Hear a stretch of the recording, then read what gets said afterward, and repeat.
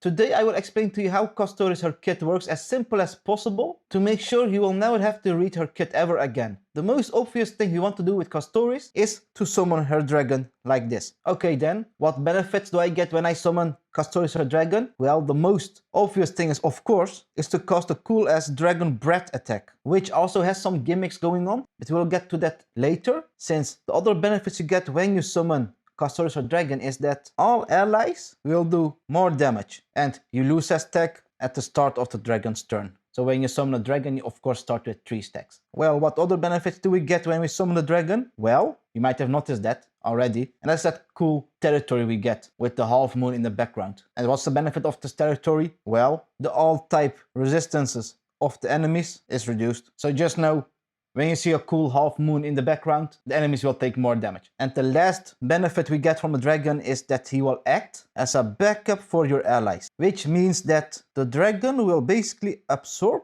fatal ally damage. So let's say your ally has 1k HP and the enemy does 5k damage on him, then your ally will be left with 1 HP and the other part of that fatal damage, so the 4001 damage, will go to the dragon, but it will be multiplied by 5. So the dragon will take your ally's fatal damage by 5, which means your dragon will be more prone to die, but it's better to have your dragon die and resummon it later than having your ally die, of course. Okay, so we know you want to summon a dragon to cast our cool dragon breath attacks, and we also get some pretty nice bonuses by having the dragon on the field. But let's take a couple of steps back and see how can we summon the dragon to begin with. Well, you can summon your dragon when you cast Castorice, her ultimate. And how do we cast this ultimate? Well, when we have 100% of this thing. So when it's maxed, and this number right here is also reflected by this butterfly here. Then the question arises, how do I gain these charges then? Well, it is called new bud, so our aim is to gain new bud, and then when we have it maxed, we can summon our dragon. So how do we get this new bud? The first way is when an ally of yours loses HP. The second way is to gain new bud is when you heal an ally.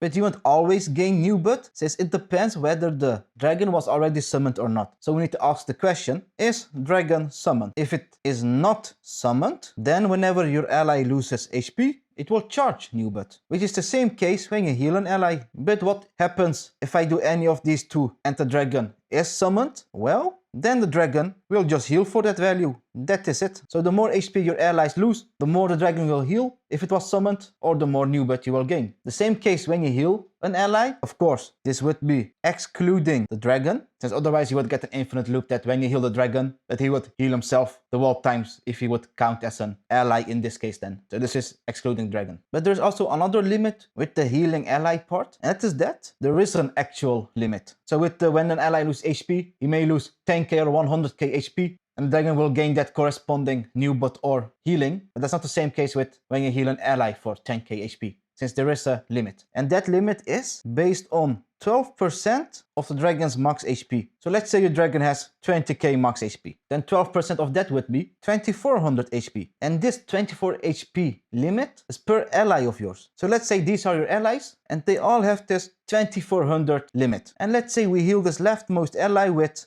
4k HP. This means that the dragon will not get this 4k value to gain the corresponding new bud or healing with. You will just gain the 2400, since that's the limit. The same case if I healed this ally for 8k HP, then a dragon will also only get the 2400 only, and not the 8k to use for his healing or gaining its corresponding new bud. But luckily for us, and why did I tell you all of this? Well, this means that we want to have healers in our team who do consistent AoE healing. That is preferred. And that's in a thumb up, by the way. And why is this preferred? Well, let's say you have Lucha or Gallagher. Well, how do they heal? Sure, they have their single target big healing with their skill, but they also have their own attack healing, which is the most consistent healing in the game. So let's say Lucha's field's up, you attack someone, then every ally of yours would heal, let's say, for 700 HP. Well, that means the dragon would get now 2800 of that value to use for its healing or gaining its corresponding new bud. And with this on attack healing, you can gain this 2800 value the whole time every time you attack, which is a super consistent AoE healing compared to, let's say, Ho-Ho. Sure, it's not the best in slots for Castorice because Castorice doesn't have energy, sure, but healing with her consistently the whole time compared to Lucha or Gallagher is quite difficult. The same case with Lynx and Natasha, of course, since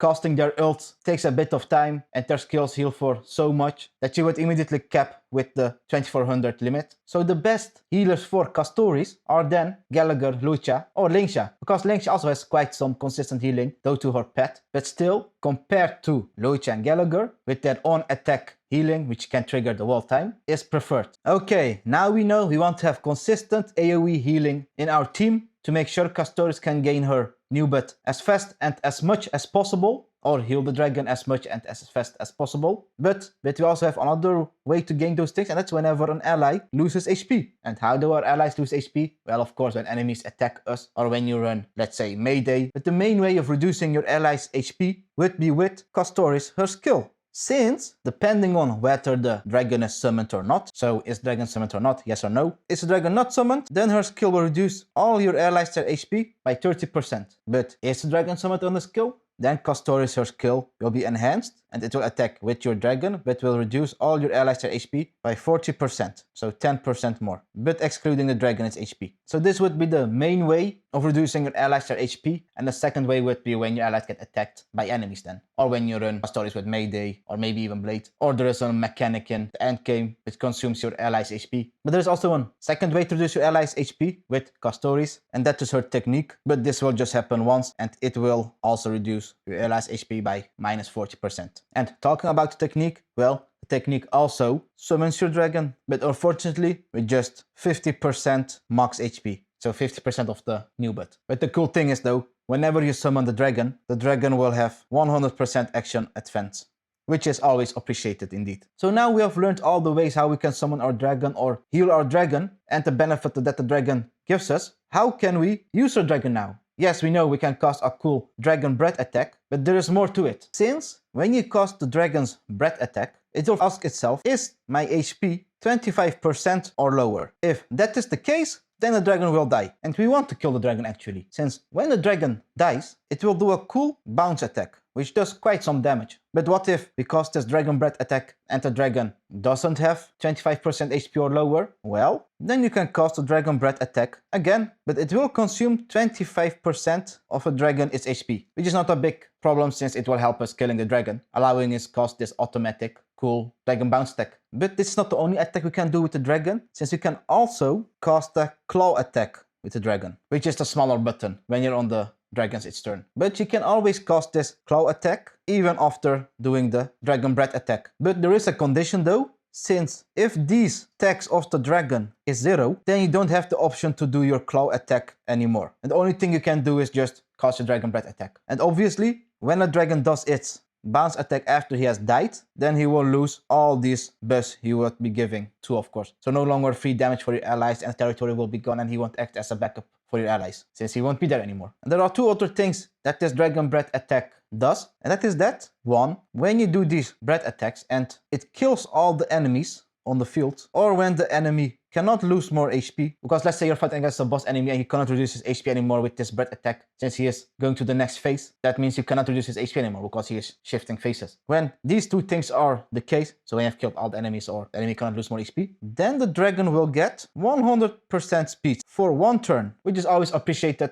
and this is quite nice since it makes him a bit more useful in pure fiction. For example, when you have killed the whole wave with his breath attack, you can cast his breath attack for the next wave as fast as possible. And now let's go to the last gimmick that this breath attack has, and that is that every time you cast this breath attack, it will increase the damage of the dragon, which can stack up to 6 stacks, but it will just last until its end of its turn. So this means you want to do as many breath attacks as possible in one go to make use of this damage bonus. But we know, oh, when I cast the dragon its breath attack, he will lose 25% HP. So how many times can he do these breath attacks before he kills himself? Well, that is 4 times. So all you need to know is, when you have more than 25% HP on the dragon, then you can cast his breath attack 4 times, which is also preferred to make use of this damage bonus on a dragon. So you can do this loop 4 times. And by the way, when a dragon dies, you will also heal all your allies by a little bit, which is a nice bonus. So now we see the main flow of Castorice and her dragon. The flow is basically, you want to reduce your allies' HP and heal your allies the whole time, so that if your dragon is not summoned, that you can gain new butt, and when you have mocked new butt, that you can cast your ultimate. So you summon your dragon, you get all the nice buffs, and when you have summoned the dragon, you want to just spam your dragon breath attacks to make use of this damage bonus, and then the dragon will die eventually because he will have less than 25% HP at one point, so he will kill himself and cast his cool dragon bounce attack on all the enemies, and that's the flow. But there is still a bit more to Castorice her kit, and that is that when you have on Castorice more than 50% HP, then she will gain a 40% speed buff. It is just there. And then the last thing we haven't discussed with Castorice is obviously her global passive, which means that when an ally or all allies of your team die by, let's say, a big AoE attack of an enemy and your whole team got eradicated, then your whole team will revive. So it's not bound to just one ally of yours, but this can just trigger one time per battle. And what's the condition to trigger this effect? Well, have Castorice on account, then this thing will trigger. But there is a condition though, and that is that if those allies or ally is not healed or shielded before the start of their next turn, so in one turn, if this is not the case, then they will just die again, which means you cannot revive them anymore because it can just be triggered once per battle. So when you see your ally gets revived or all the allies get revived, make sure you heal or shield them